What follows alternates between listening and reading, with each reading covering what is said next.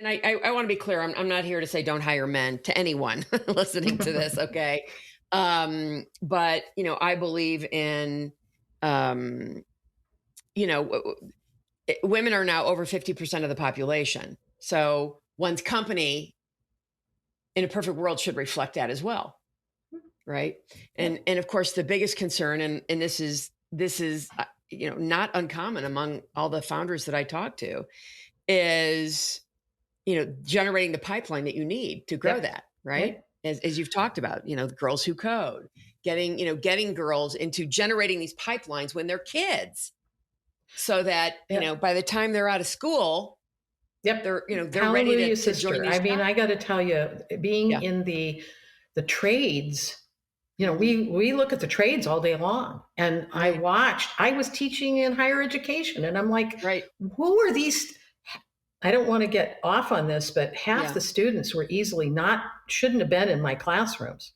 Yeah. They should have been off learning a trade around something that they would like to do Mhm. and being told that it was an honorable and a good thing for them to do. And Exactly. Right. I blame all us parents for, Mhm.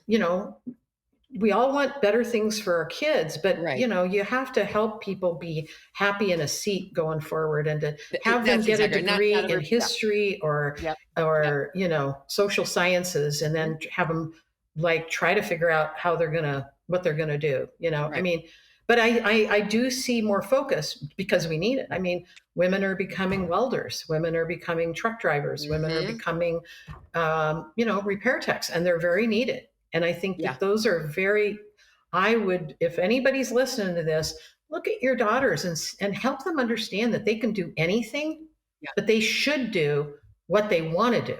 Exactly. And I have Yeah. 4 granddaughters. And Hmm. so I'm excited that they're going to be growing up in a world that, if we can help them get over the extremisms and the confusions, that they should have more opportunity. I Hmm. know, I know everybody has more opportunity today that was born after me, because Hmm. I was part of the. I don't want to say exactly when I graduated, but Right. things were worse. Not everyone, I am definitely a believer of not everyone should go to college. Um, and there are many Or they people in should take a college. couple years of a community college if they want Right, to be right. Yeah. better Get an educated. associate's That's or okay. something. Not everybody needs a 4-year degree. That's So, right. so thanks for clarifying that. I Oh, agree with that. yeah. Um, and I had a CEO recently tell me that they've had so much trouble hiring kids out of college because, and these were his words, they cannot string a sentence together.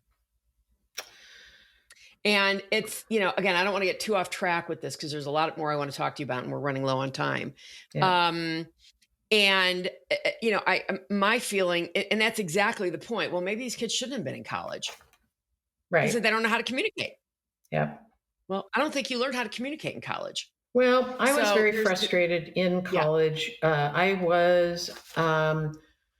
was definitely a not a professor, right? I right, was a working person coming in and talking about real life. And I think exactly, that is a thing that's missing. And I very know that some valuable. colleges do a better job than others, Hmm. Hmm. but parents can help with this too. I mean, I'll tell you, who are the kids that were really on top of it?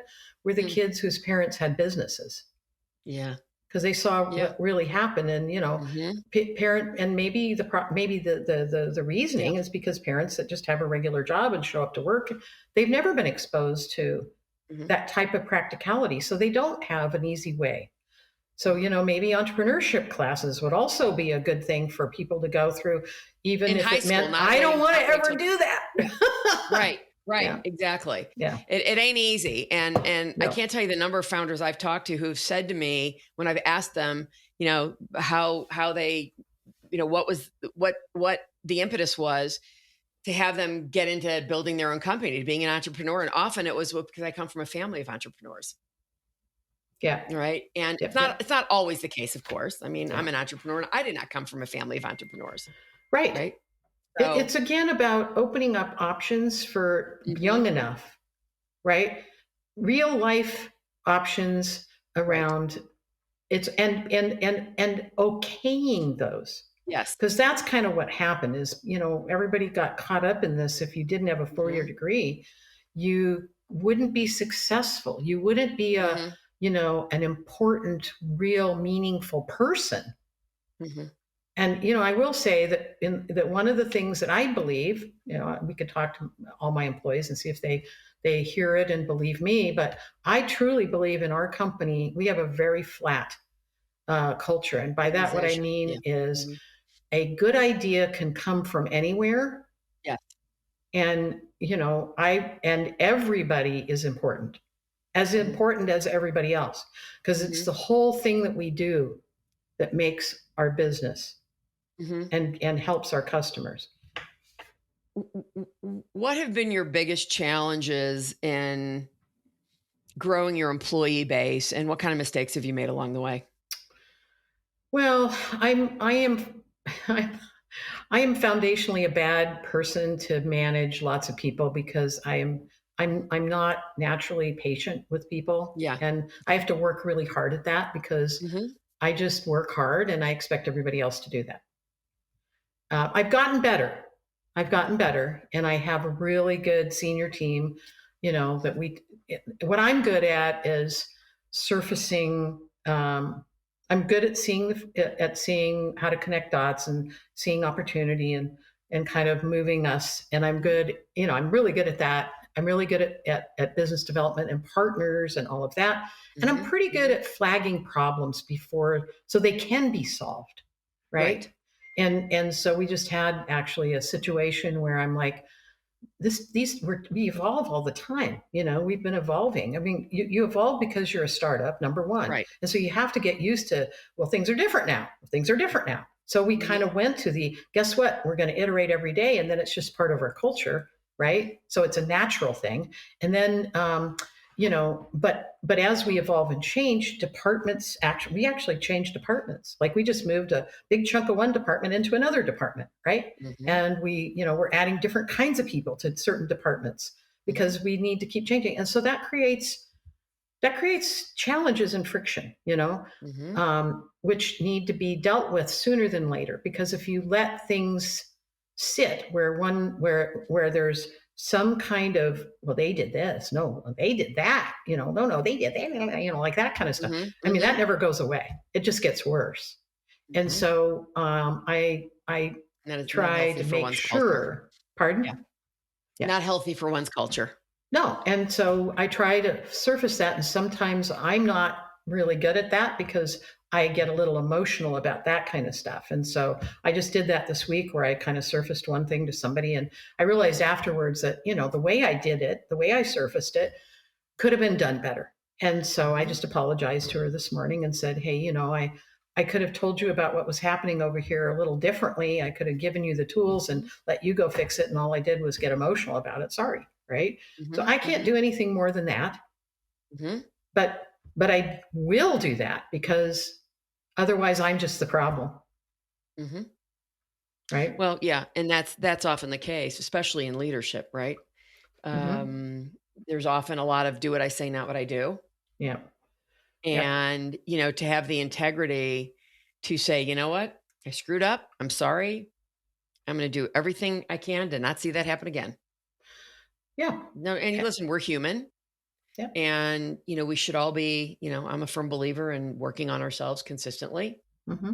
Listen, I fail at that from time to time. I am far from perfect. Yep. Yeah.